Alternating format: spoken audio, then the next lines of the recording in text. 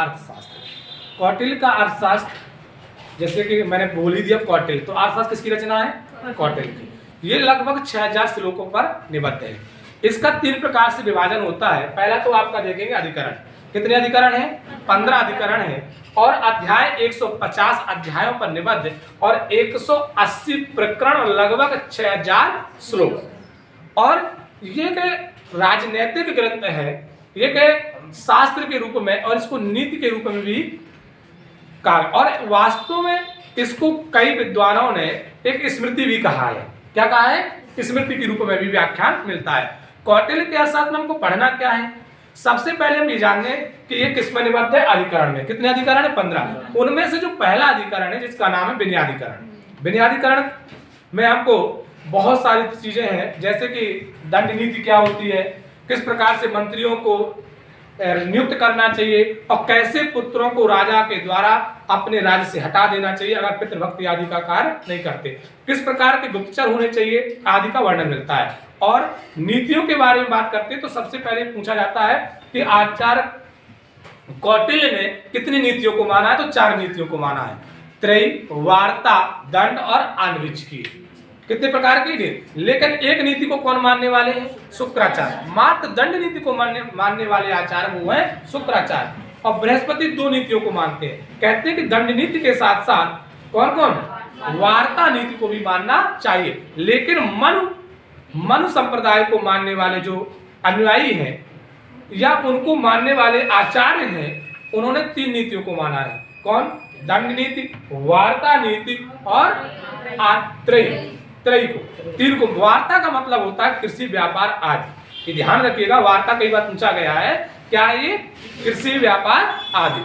लेकिन अभी पूछा जाएगा आपसे कि कौटिल्य के अर्थशास्त्र में और कौन कौन से ग्रंथ, अर्थात कौटिल्य ने कौन कौन से ग्रंथ लिखे हैं, तो मैंने इस पर लिखा हुआ है। कौटिल्य के अर्थशास्त्र 6000 श्लोकों पर निबद्ध है। और इसके बाद चाणक्य सूत्राणी, ये कौटिल्य की रचना है जिसका नाम है चाणक्य सूत्राणी, लगभग 1000 श्लोक पर यह निबद्ध है। यह सूत्र चाणक्य नीति दर्पण 248 श्लोक हैं, लघु चाणक्य 108 और वृद्ध चाणक्य में 205 श्लोक निबद्ध हैं। और इनमें जो अधिकरण है उन 15 अधिकरणों के नाम जो हैं इस प्रकार से। पहले अधिकरण का नाम है विनयाधिकरण, दूसरे अधिकरण का नाम है अध्यक्ष प्रचार, तीसरे अधिकरण का नाम है धर्म स्त्री, चौथे का नाम है कंटक शोधन, 5वें अधिकरण का नाम है योग वृत्त। क्या नाम है 5वें का?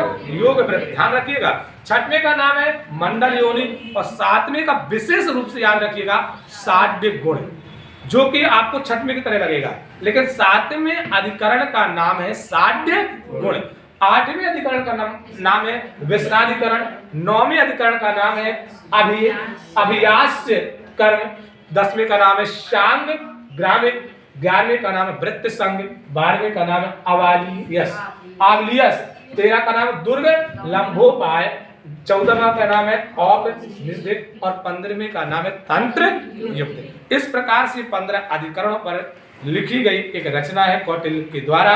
और ये उस समय लिखी गई जब चाणक्य को अपमानित किया गया घनानंद के द्वारा, और घनानंद ने जब अपमानित किया तो चाणक्य ने उस घनानंद के संपूर्ण राज्य को, संपूर्ण शासन को विनाश करने के लिए प्रतिज्ञा की। और उन्होंने चंद्रगुप्त मौर्य जैसे व्यक्ति को, एक ऐसा व्यक्ति जो कुछ नहीं जानता है, जो समाज से बहुत ही अलग भिन्न है, लेकिन फिर भी उन्होंने चंद्रगुप्त मौर्य को शासन बनाया और घनानंद का नाश किया। इसके बारे में किस प्रकार से राज्य व्यवस्था होनी चाहिए ये हमारे निबद्ध है। तो किसमें? कौटिल्य के अर्थशास्त्र। मिलेंगे आपको इसी नए और वीडियो पर।